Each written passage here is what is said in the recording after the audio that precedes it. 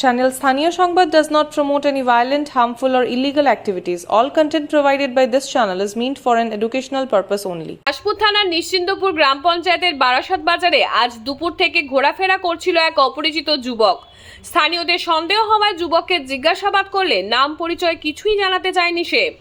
যুবকের অসংলগ্ন কথাবার্তা ও অস্বাভাবিক আচরণের জেরে যুবককে ঘিরে উত্তেজনা তৈরি হয় বারাসাত বাজার চত্বরে। শেষে দাসপুর থানার পুলিশ যুবককে জিজ্ঞাসাবাদের জন্য থানায় নিয়ে যায়। বাবলু মান্নার রিপোর্ট, সংবাদ পাঠে আমি সৌমিনাথ দত্ত, স্থানীয় সংবাদ।